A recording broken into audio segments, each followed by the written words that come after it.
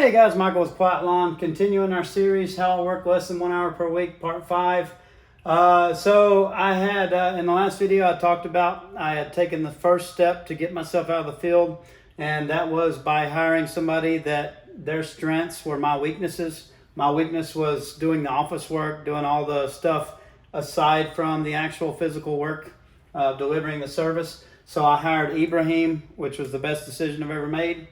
Ibrahim started to take over all those roles that I was terrible at. So that side of the business was starting to get easier.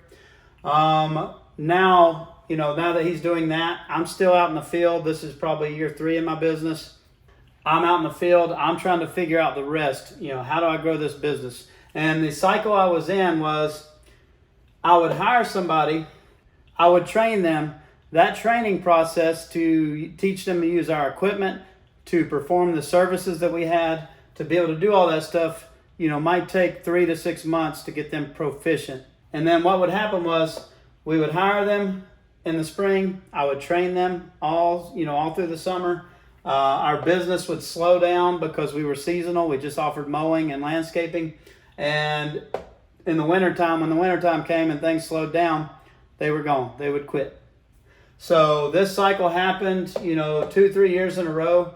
It got very frustrating, and it just felt like we were never gaining.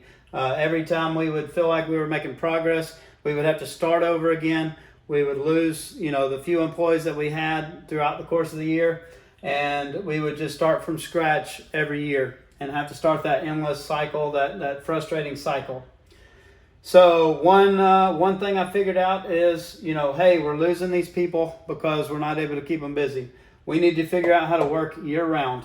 So first thing we did was we looked at what we could do in the off season. The only thing we could do in the South that I saw that was consistent would be Christmas lights, because we obviously don't have the opportunity for snow at the beach. So we added Christmas lights. That was a slow process, but over the last several years that's built up. So that was one problem that I had to solve. If I want to be able to keep help, if I want to eventually be able to grow these people into leaders, into people that can take over the business, and I don't have to personally step in every spring and retrain everybody from scratch. If I want to be able to do that, I need to have year-round work, and I need to be able to keep my guys on. So we started working on that.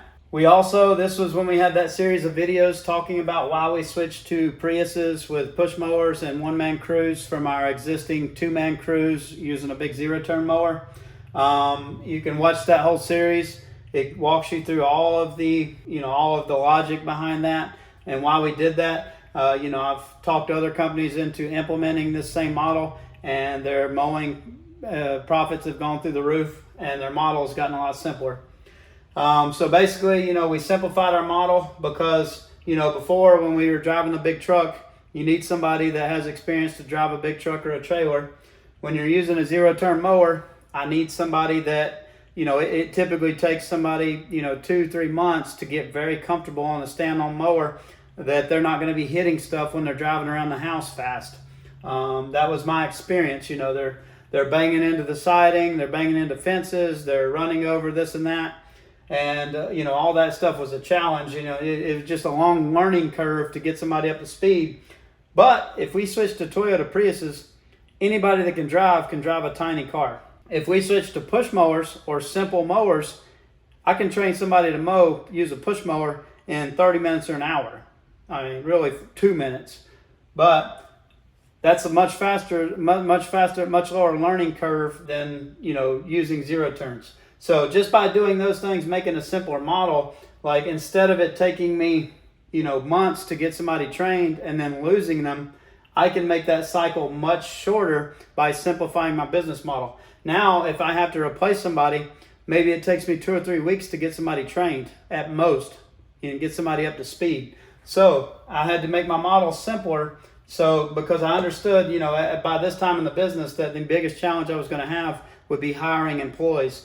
So anything I could do to, understanding that high turnover environment, anything I could do to get people up to speed quicker was going to make my life easier and not suck me back into the business as much, as our previous model. The other thing I figured out is, we were paying hourly up until this point, the first 2, 3, 4 years. And it just required a lot of supervision. You had to watch your guys, make sure they're not riding the clock, make sure they're not wasting time, make sure they're getting out of the shop and then back to the shop fast and getting their stuff unloaded. I understood that we had to adopt some kind of pay system that was going to, if I didn't want to have to be out and look over people's shoulders all day and I wanted to get myself out of the business, I was going to have to adopt a pay system that was going to encourage people to manage their own time and manage themselves. And that's when we kind of discovered P4P. We started, listening to Mike Andes, and we started adopting that. So that's kind of the process I was going through in my mind to start getting myself out of the field. I'd already gotten myself mostly out of the office. In the next video, I'll go into more detail about the systems that we put in place. And, I think the next one will be the last video, but all the systems that we put in place to finally get me down to, working less than 1 hour in the business. I hope this is helpful. I'll see you in the final part, and thanks for watching.